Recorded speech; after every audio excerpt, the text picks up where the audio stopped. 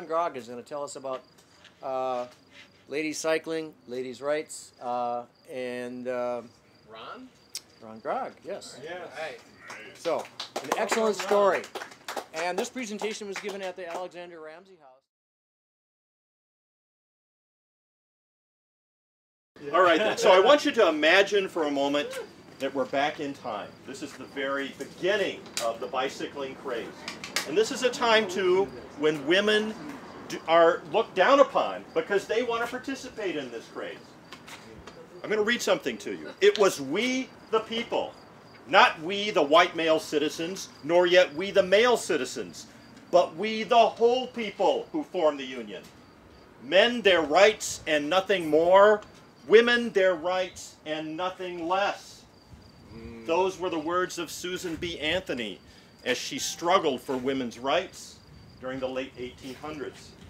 In fact, you probably don't know that Susan B. Anthony traveled throughout the United States and Europe, giving up to 75 to 100 speeches per year in her fight to try and get women the right to vote.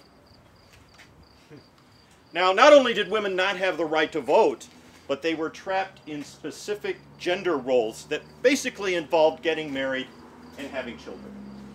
And they were literally bound by the fashions of the day. These tight corsets, these constricting garments, they would make women have trouble breathing, and they were also cinched so tight that they actually displaced their internal organs. In the late 1880s, as women were in the midst of a struggle to try and break out of these traditional roles in society, the bicycle also surged in popularity. In order for women to take part in the new craze, they had to adopt more practical clothing so that their skirts would not be entangled in the chain. They took to wearing shorter skirts and bifurcated garments known as bloomers. Society viewed these garments as being indecent. And also, while riding, women had to exert themselves physically. Prior to this, this was considered very unladylike. The brave women who donned rational dress were criticized, denied access to public spaces, and they were mocked in the media. One woman bicycling in Victoria, British Columbia, was actually threatened with arrest. And here's the newspaper account of that event. The police have decided that bloomers are not suitable for streetwear, even when worn as a bicycling costume. Miss Ethel Delmont is an enthusiastic wheelwoman, pretty and graceful.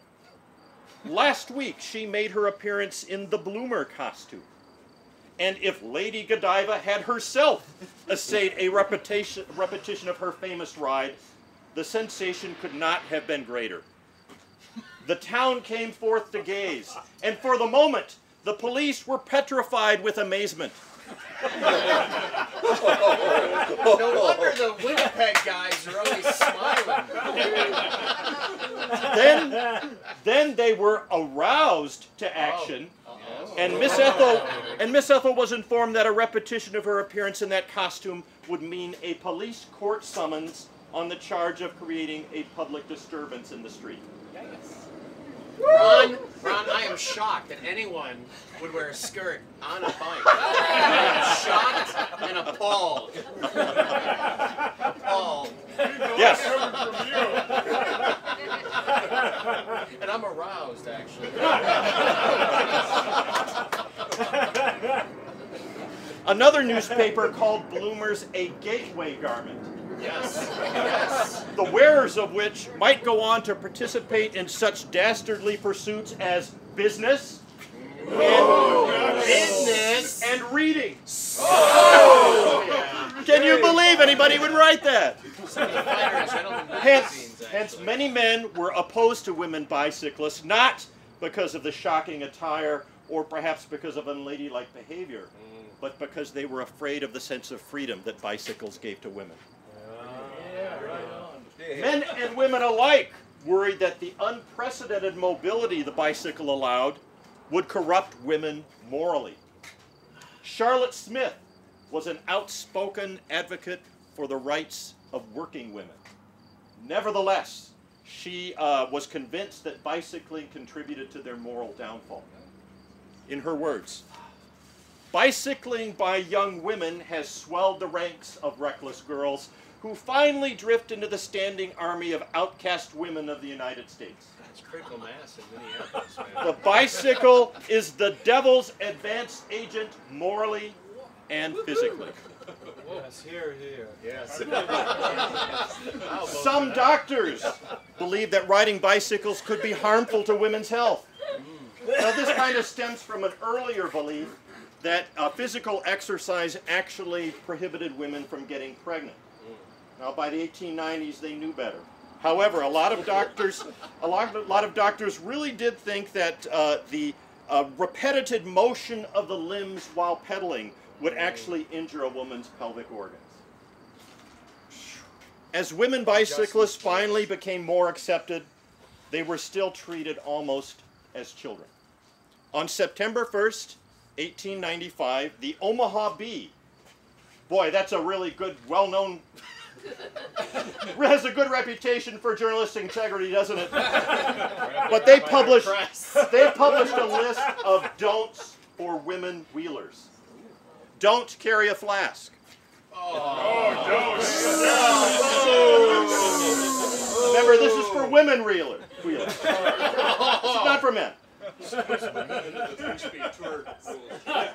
Don't faint. To know my legs crossed the entire time. Don't faint on the road. Don't wear a man's cap. Don't wear tight garters.